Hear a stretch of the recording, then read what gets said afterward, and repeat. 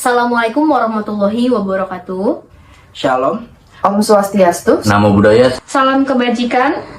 Salam sejahtera bagi kita semua. Semoga kita dilimpahkan rahmat dan karunia oleh Tuhan Yang Maha Esa. Berdasarkan tugas yang telah diamanatkan oleh dosen pengampu yang terhormat Bapak Dadang Sumarna SHMH kepada kelompok kami, kelompok 1 dengan mata kuliah forensik dan viktimologi. Maka dari itu, kami akan membedah kasus yang berkaitan dengan viktimologi. Kasus yang kami angkat ini adalah kasus kejahatan penganiayaan yang dilakukan oleh Mario Dandi, anak dari mantan Ditjen Pajak, yang menganiaya korbannya yaitu David Ozora, anak dari penggiat organisasi Gerakan Pemuda Ansor. Untuk lebih jelasnya, rekan-rekan kelompok 1 akan memaparkan kasus ini secara lebih rinci. Selamat menyaksikan, tapi sebelum menonton jangan lupa like, comment, share, and subscribe jika video ini bermanfaat untuk kalian. Salam sejahtera bagi kita semua. Saya Singgi Nur Aldi dengan nomor induk mahasiswa 19 10 10 2014 88. Di sini saya akan memberikan informasi berdasarkan judul yang akan kami angkat, yakni kasus kejahatan penganiayaan yang berkaitan dengan viktimologi. Sebelum berlanjut pada kronologinya, saya akan menjelaskan satu persatu siapa saja yang terlibat dalam kasus ini. Yang pertama, David dengan nama asli Kristalino David Ozora Latumahina. Ini adalah nama Maluku atau Ambon, dengan marganya adalah Latumahina. Saat ini berusia 17 tahun, beliau adalah korban yang diketahui merupakan remaja asal Muntilan, Magelang, Jawa Tengah, di lingkungan keluarga Katolik. Ia juga sempat menempuh pendidikan di sekolah Katolik hingga tingkat SMP. Kemudian memutuskan untuk menjalani pendidikan pesantren di wilayah Bogor, Jawa Barat. Berikut profil pendidikan Kristalino David Ozora Latumahina. Yang pertama, sekolah dasar di SD Bentara Wancana Muntilan. Yang kedua, sekolah menengah pertama di SMP Bentara Wacana Muntilan. Yang ketiga, sekolah menengah atas di SMA Pangudi, Luhur 1 Jakarta. Dan terakhir pesantren Inggris Asalam Bogor. Dan di pesantren inilah beliau dikenal sebagai pengajar ngaji atau guru mengaji.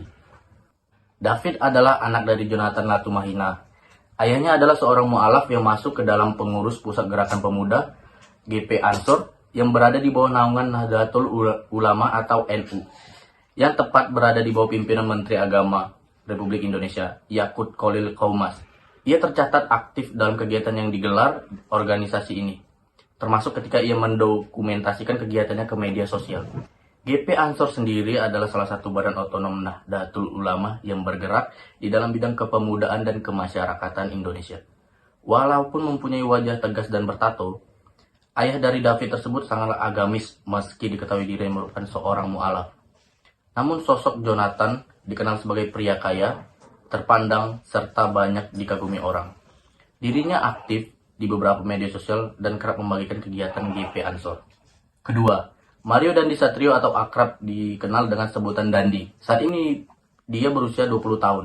Ia adalah alumni SMA Taruna Nusantara, namun Mario Dandi tak menyelesaikan sekolahnya di SMA Taruna Nusantara tersebut dan pindah. Mario pindah dari sekolah tersebut pada Juli 2021 berdasarkan penjelasan Kepala Humas Taruna Nusantara, Cecep Iskandar, sesuai surat keterangan pindah sekolah tanggal 5 Juli 2021.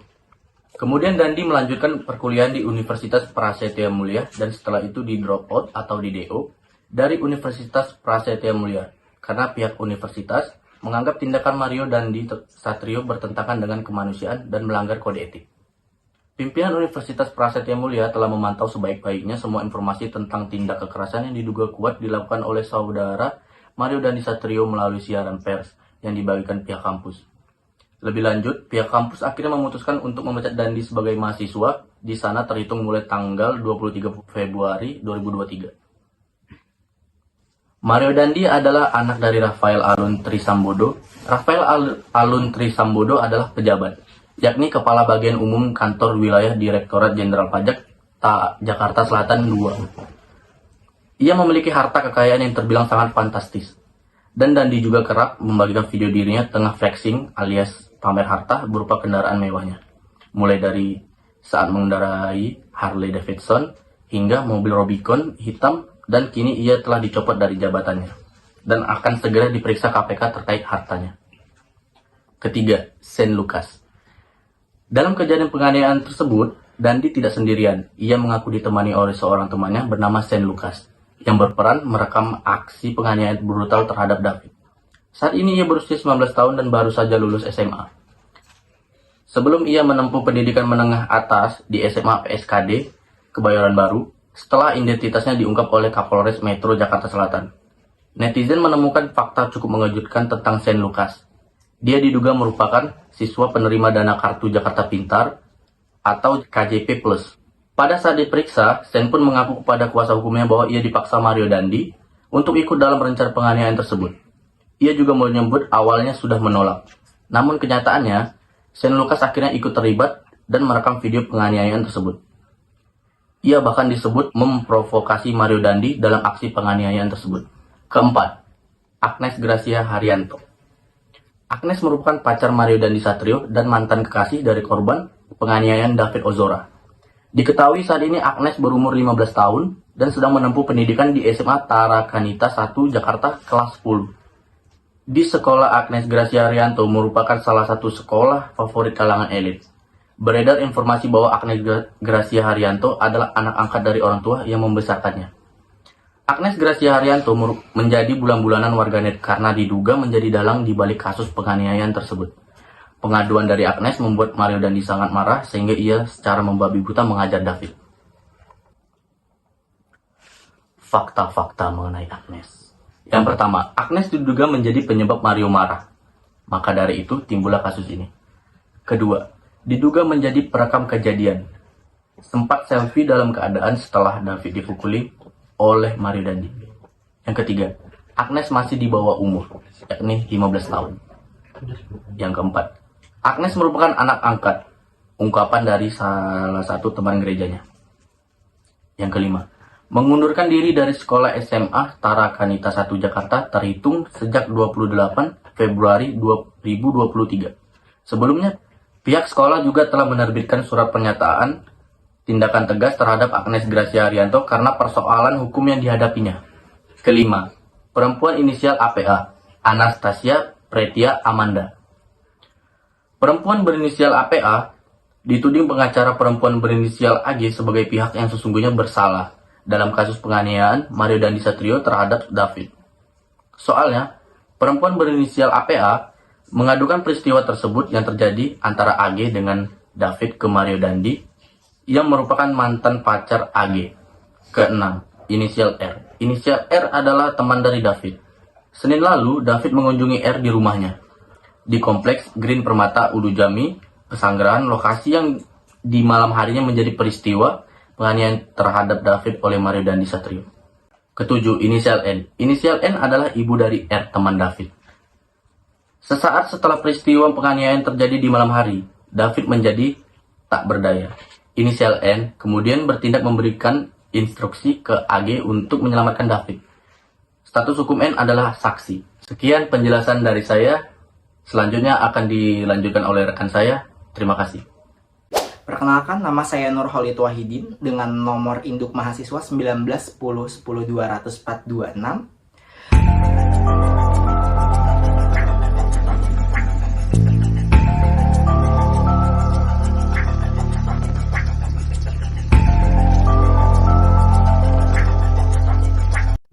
Takut gua ada orang mati, lapor gitu.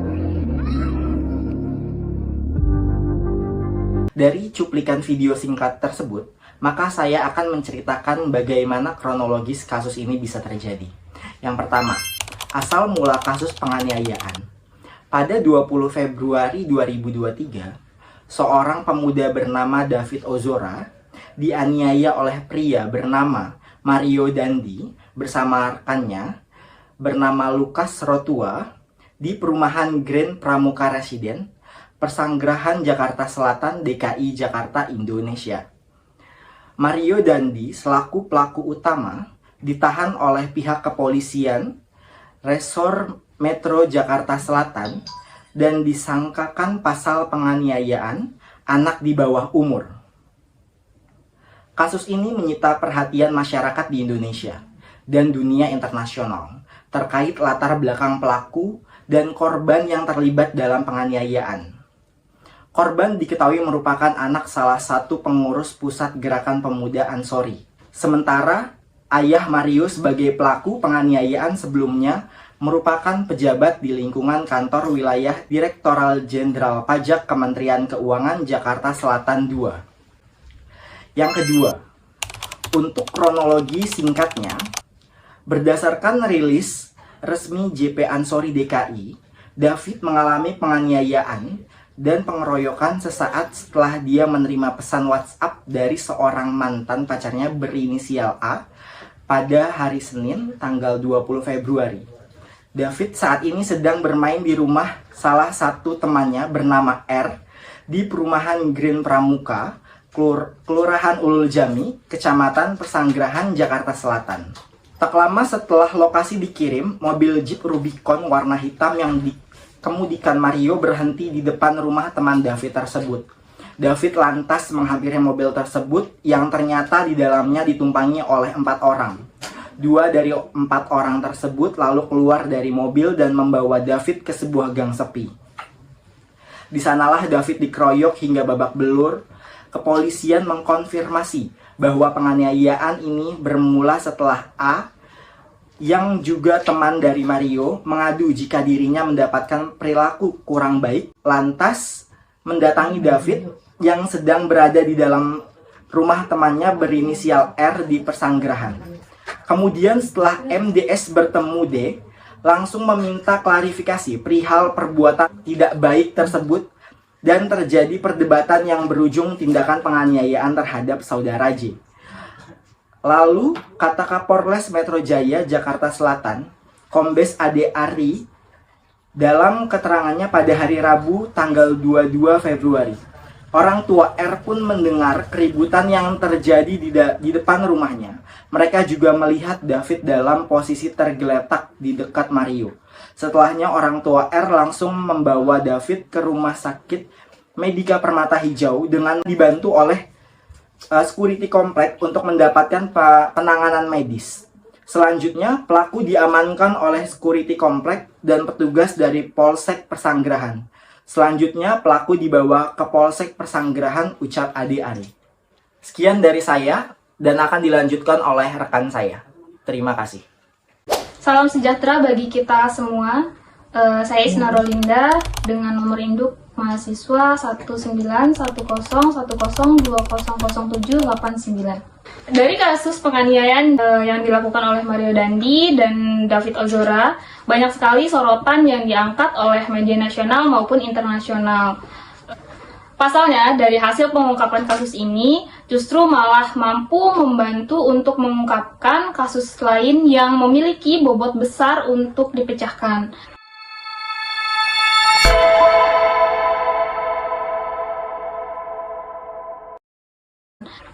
Apa aja sih yang terkuak dalam kasus ini? Yang pertama, ayahnya yaitu Rafael Alun Trisambodo juga ikut diperiksa nih. Karena flexing yang dilakukan Mario Dandi atau memamerkan harta kekayaannya. Mulai dari memamerkan moge Harley Davidson hingga mobil Jeep Rubicon yang mencapai 56 miliar. Disinyalir karena harta yang dipamerkan benar-benar mencapai angka yang fantastis. Dan hal itu menjadi sorotan Menteri Keuangan Sri Mulyani yang mengatakan bahwa jumlah harta kekayaan Rafael Alun Trisambodo itu tidak masuk akal berdasarkan LHKPN Kementerian Keuangan. Harta Rafael tembus sejumlah 56,1 miliar per akhir 2021, padahal ia hanya tercatat sebagai eselon 3 di DJP. Lalu yang kedua, lagi-lagi ayahnya yang terkena imbas, yakni hilang jabatan. Dicopot dari jabatan Kepala Bagian Umum Ditjen Pajak Kanwi, Jakarta Selatan, kemudian ditetapkan tingkat hukuman karena melanggar norma disiplin pegawai pajak. Dasar pencopotan dari jabatan struktural dalam pasal 31 ayat 1 PP 94 tahun 2021 Mengenai disiplin pegawai negeri sipil, setelah pencopotan jabatannya di Ditjen Pajak, Rafael Alun kemudian dicopot dari statusnya sebagai aparatur sipil negara atau ASN. Selain itu, berdasarkan hasil investigasi oleh Inspektorat Jenderal Itjen Kementerian Keuangan, ia ditemukan terbukti menyembunyikan harta dan tidak patuh pada perpajakan.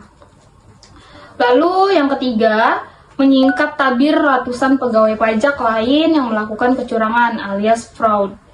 Pada tahun 2021 didapat 174 pengaduan fraud atau kejahatan yang telah ditindaklanjuti dan dijatuhkan hukuman kepada 114 pegawai.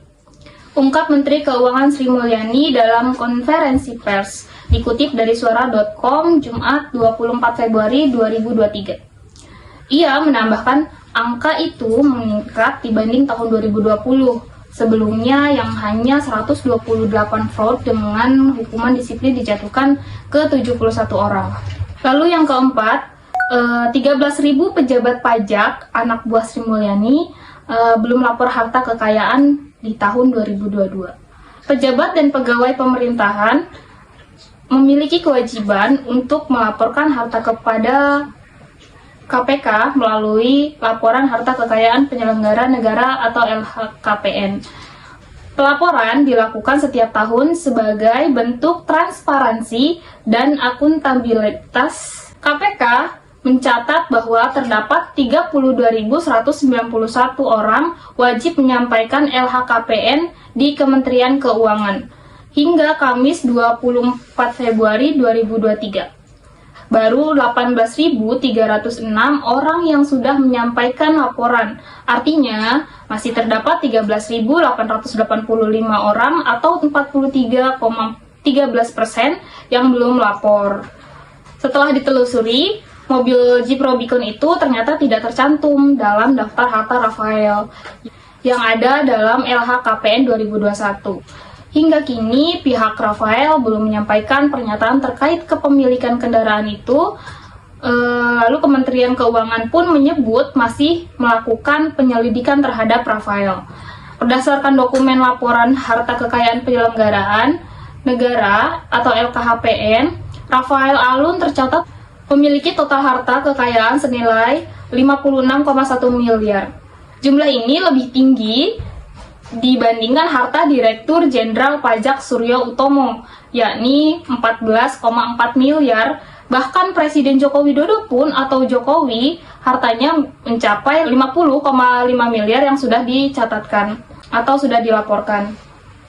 Lalu harta Rafael yang dilaporkan dalam LKHPN ini juga selisih senilai 2 miliar dari Menteri Keuangan Sri Mulyani yang melaporkan harta kekayaannya 58 miliar. Selanjutnya, kasus ini jika dianalogikan dengan pepatah, maka bunyinya sekali dayung, 2-3 pulau terlampaui. Mungkin itu sangat cocok sekali dengan kasus penganiayaan Dandi ini. Hanya karena satu wanita, kejahatan seluruh jagat dapat terungkap. Terima kasih, pemaparan selanjutnya akan dilanjutkan oleh rekan saya. Salam sejahtera bagi kita semua. Saya Firly Aprilla dengan nomor induk 1910 10 2015 14. Dari yang sudah dijelaskan sebelumnya, kasus Mario Dandi dan David Ozora ini adalah masuk ke ranah kasus penganiayaan. Dan di sini saya akan membahas peninjauan KUHP dan hukuman bagi pelaku kejahatan. Poin pertama, apa sih pengertian penganiayaan menurut KUHP?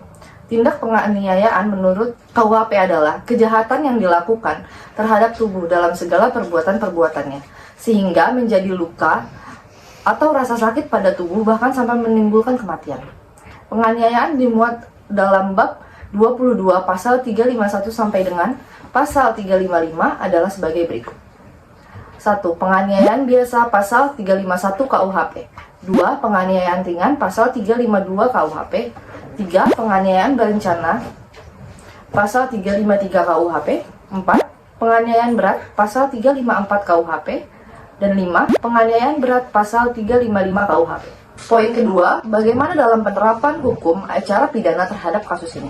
Untuk kasus Mario Dandi Satrio terkait kasus penganiayaan David Latumahina.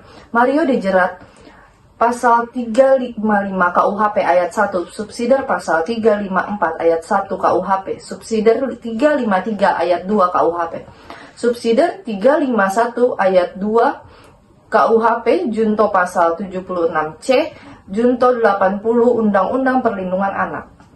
Dengan ancaman maksimal 12 tahun penjara, ujar Direktur Reserse Kriminal Umum Polda Metro Jaya, Kombes Hengki Haryadi, saat konferensi pers di Polda Metro Jaya, Kamis 2 Maret 2023. Untuk kasus Shane Lucas Pangodian menjadi tersangka karena merekam aksi penganiayaan yang dilakukan Mario Dandi 20 tahun kepada D di Kompleks Grand Permata, Pesanggerahan, Jakarta Selatan, 2 Maret 2023. Adapun Shane Pangodian dalam kasus ini telah ditersangkakan dengan dijerat pasal 355 ayat 1, junto pasal 56 KUHP, subsidiar 354 ayat 1 junto 56 KUHP, subsidiar pasal 353 ayat 2 junto 56 KUHP, subsidiar pasal 351 ayat 2 junto 56 KUHP. Untuk kasus Agnes Gracia ini memang agak sedikit spesial karena polisi meningkatkan status AG menjadi pelaku namun tidak menyebut AG sebagai tersangka. Dalam konferensi pers di Polda Metro Jaya, Jakarta, Kamis 2 Maret 2023, di Krimum Polda Metro Jaya, Kombes Hengki Haryadi mengungkapkan status AG sebagai anak yang berkonflik dengan hukum, bukan berstatus sebagai tersangka. Lantas, apa arti anak yang berkonflik dengan hukum itu? Seperti apa dasar hukum dan alasan status AG tidak dinyatakan sebagai tersangka? Pengertian anak yang berkonflik dengan hukum termuat dalam Undang-Undang Republik Indonesia Nomor 11 Tahun 2012 tentang Sistem Peradilan Pidana Anak. Dalam pasal 1 ayat 3 dijelaskan sebagai berikut. Anak yang berkonflik dengan hukum yang selanjutnya disebut anak adalah anak yang berumur 12 tahun tetapi belum berumur 18 tahun yang diduga melakukan tindak pidana. Bunyi pasal 1 ayat 3 Undang-Undang Nomor 11 Tahun 2012. Alasan pelaku AG tidak disebut sebagai tersangka. Terkait status AG menjadi pelaku dan disebut sebagai anak yang berkonflik dengan hukum, bukan sebagai tersangka, polisi mengungkapkan alasan sesuai dasar hukumnya. Sebab pelaku AG masih berumur 15 tahun yang artinya AG tidak bisa disebut sebagai tersangka. Jadi, anak di bawah umur ini tidak boleh disebut tersangka. Ungkap di Krimum Polda Metro Jaya Kombes Hengki Haryadi. Atas dasar pasal 1 ayat 3 Undang-Undang Nomor 11 Tahun 2012 dapat dipahami bahwa anak yang berkonflik dengan hukum adalah sebutan bagi anak yakni sudah berumur 12 tahun tetapi masih di bawah 18 tahun yang diduga sebagai pelaku atas tindak pidana alias tersangka. Polisi ungkap bukti pelaku AG di kasus penganiayaan. Direktur Reskrimum Polda Metro Jaya Kombes Hengki Haryadi mengungkapkan, pihaknya memiliki sejumlah alat bukti keterlibatan AG dalam kasus tersebut sehingga status AG ditingkatkan menjadi pelaku atas dasar alat bukti yang dimiliki itu. Polisi juga mengkonstruksikan pasal baru terhadap tersangka dan juga pelaku. Berdasarkan fakta hukum yang kami peroleh dari chat WA, video, dan CCTV di TKP, kemudian keterangan saksi, kami konstruksikan pasal baru, kata Hengki Haryadi. Atas keterlibatan itu, pelaku AG dijerat dengan pasal berlapis. Penerapan pasal terhadap AG juga mengacu pada Undang-Undang Sistem Peradilan Pidana Anak. Pasal-pasal yang jerat AG dalam kasus penganiayaan. Pasal 76C Undang-Undang Perlindungan Anak. Setiap orang dilarang menempatkan, membiarkan, melakukan, menyuruh, melakukan, atau turut serta melakukan kekerasan terhadap anak. Pasal 80 Undang-Undang Perlindungan Anak. Setiap orang yang melanggar ketentuan sebagaimana dimaksud dalam pasal 76C dipidana dengan penjara paling lama 3 tahun 6 bulan atau denda paling banyak 72 juta rupiah. 2. Dalam hal anak sebagaimana dimaksud Pada ayat 1, luka berat, maka pelaku dipidanakan dengan pidana penjara paling lama 5 tahun atau denda paling banyak 100 juta rupiah. 3. Dalam hal anak sebagaimana dimaksud pasal 2, mati, maka pelaku dipidana dengan pidana penjara paling lama 15 tahun atau denda paling banyak 3 miliar rupiah. Pasal 355 KUHP. Ayat 1, penganiayaan berat yang dilakukan dengan direncanakan terlebih dahulu dihukum penjara selama-lamanya 12 tahun. Pasal 2, jika perbuatan itu menyebabkan kematian orangnya, si tersalah dihukum penjara selama-lamanya 15 tahun. Pasal 56 KUHP, dipidana sebagai pembantu kejahatan. Pasal 1, mereka yang sengaja memberi bantuan pada waktu kejahatan, bunyi pasal 56 KUHP, dipidana sebagai pembantu kejahatan. Ayat 1, mereka yang sengaja memberi bantuan pada waktu kejahatan dilakukan. Ayat 2, mereka yang sengaja memberi kesempatan, sarana, atau keterangan untuk melakukan kejahatan. Pasal 354 ayat 1 KUHP, barang siapa dengan sengaja melukai orang lain dihukum karena menganiaya berat dengan hukuman penjara selama-lamanya 8 tahun. Pasal 353 ayat 2 KUHP, jika perbuatan itu menjadikan luka berat, si tersalah dihukum penjara selama-lamanya 7 tahun. Pemaparan selanjutnya akan dipaparkan dengan rekan saya. Terima kasih. Salam sejahtera bagi kita semua. Sebelumnya perkenalkan terlebih dahulu, nama saya Resi Kartika dengan NIM 19 10 10 20 1235. Secara keseluruhan, tadi sudah dipaparkan oleh rekan-rekan dari kelompok 1, mulai dari pihak-pihak yang terlibat, kemudian lagi kronologi kasus, lalu kasus-kasus yang timbul akibat kasus ini, dan terakhir adalah peninjauan KUHP serta hukuman bagi pelaku atau dadernya. Maka saatnya ini yang ditunggu-tunggu, yaitu adalah kita membahas viktimnya atau korbannya. Kalau ada kasus kejahatan, kenapa terfokus pada pelakunya saja? Kenapa kita tidak membahas tentang korbannya? Dan selalu apa-apa pelaku. Bahkan dari sudut hukum pun KUHP membahas tentang pelaku. Padahal dengan kasus kejahatan ini, yang paling fatal berdampak di individunya adalah korban. Karena di sini korban yang harus menanggung deritanya. Bahkan ada korban yang sampai menanggung derita tersebut seumur hidup. Korban dalam suatu tindak pidana dalam sistem hukum nasional, posisinya itu tidak menguntungkan. Justru ini yang harus diperhatikan oleh pemerintah dan kita semua. Karena korban dalam sistem peradilan pidana itu hanya sekedar figuran. Dan tetap pemeran utamanya itu hanyalah pelaku. Kemudian posisi korban dalam suatu tindak pidana dapat dikatakan tidak mudah dipecahkan dari berbagai sudut hukum. Masalahnya, kepentingan korban dari sejak lama kurang begitu mendapat perhatian. Tetapi objek perhatian ternyata masih terfokus pada bagaimana memberikan hukuman kepada si pelaku. Pelakunya pelaku kejahatan. Korban tindak pidana dalam KUHP, Kitab Undang-Undang Hukum Acara Pidana, belum mendapat perhatian optimum. Pandangan dari KUHP saja terhadap hak-hak korban masih sangat terbatas. Tidak sebanding dengan hak-hak yang dilakukan oleh pelaku tindak pidana. Jika ditinjau dari kasus penganiayaan Mario Dandi yang menganiaya David Ozora, pertama-tama kita bahas dampak viktimnya dulu ya. Dilansir dari video yang beredar, David dianiaya oleh Dandi beserta teman-temannya hingga mengalami koma itu akibat menerima benturan di bagian kepala. Kalau ini ditinjau dari segi forensiknya. David mengalami diffuse axonal injury sehingga menyebabkan koma. Saya kutip dari berita headline, berdasarkan penjelasan dari headline, diffuse axonal injury adalah bentuk cedera otak traumatis yang mana terjadi ketika otak dengan cepat bergeser dan bergerak di dalam tempurung kepala.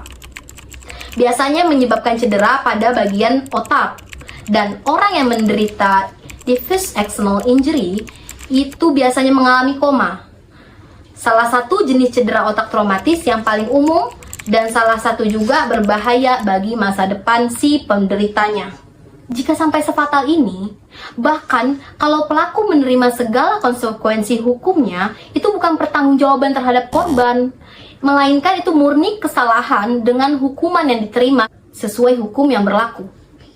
Dan menurut saya, kalau memang ada pertanggungjawaban terhadap korban, itu harusnya apapun yang diminta korban atas keselamatan hidupnya, itu harus dipenuhi sampai ia benar-benar pulih kembali dalam keadaan jasmani maupun rohani dan keadaan psikis maupun keadaan fisiknya.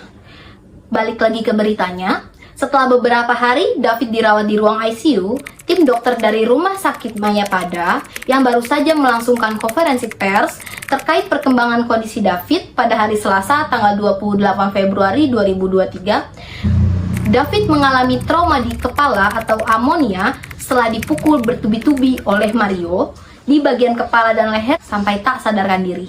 Tim dokter ini mengatakan bahwa kondisi kesehatan David sudah mulai jauh lebih membaik, sangat improve, dan sudah keluar dari posisi komanya. Dan setelah kabar baik ini terdengar, diketahui pihak keluarga David Ozora, korban penganiayaan Mario Dandi Satrio, meminta 3 hal kepada pihak Lembaga Perlindungan Saksi dan Korban atau seterusnya disebut LPSK. Pada tanggal 25 Februari, pihak LBH atau Lembaga Bantuan Hukum Gerakan Pemuda Ansor telah berkunjung ke kantor LPSK mendiskusikan tentang kemungkinan permohonan David sebagai terlindung LPSK. Kemudian pada tanggal 27 Februari, akhirnya keluarga korban yang diwakili oleh ayahnya David secara resmi telah mengajukan surat permohonan perlindungan ke LPSK. Ada 3 permohonan yang dimintakan oleh keluarga korban untuk dimohonkan kepada LPSK untuk diberi perlindungan. Apa saja hak-haknya? Yang pertama itu meminta agar LPSK memberikan pemenuhan hak prosedural. Hak prosedural itu adalah hak pendampingan terhadap David untuk memenuhi skala prosedur, dari mulai tahap penyelidikan hingga tahap persidangan. Kemudian yang dimintakan kedua adalah hak rehabilitasi media, yakni rehabilitasi kesehatan menjadi tanggung jawab negara. Ujar ayahnya David saat ini sedang sakit. Kalau nanti diterima, rehabilitasi kesehatan David kemudian menjadi tanggung jawab negara melalui LPSK. Kemudian yang ketiga yang dimintakan haknya adalah hak restitusi. Hak restitusi atau ganti kerugian yang mana merupakan ganti kerugian yang dibebankan kepada pelaku untuk diberikan kepada korban dan diberikan kepada keluarganya. Itu dia hak-hak yang dimintakan dari pihak korban kepada pihak pelaku dan lembaga perlindungannya. Demikian pemaparan kami dari sudut pandang kelompok 1 terkait kasus atau berita yang sedang viral yang dikaitkan dengan viktimologinya. Hari ini kami sama-sama mendapatkan ilmu yang bermanfaat karena dari tugas ini kita menjadi kritis dan berpikir serta mencari kebenaran-kebenaran dari membaca berbagai sumber buku maupun referensi lainnya. Apabila ada kesalahan kata dalam pengucapan, kami ucapkan permohonan maaf yang sedalam-dalamnya karena sungguh kebenaran datangnya dari Tuhan Yang Maha Esa dan kesalahan murni dari diri kami sendiri. Akhirul kalam, wabillahi taufiq wal hidayah, wassalamualaikum warahmatullahi wabarakatuh.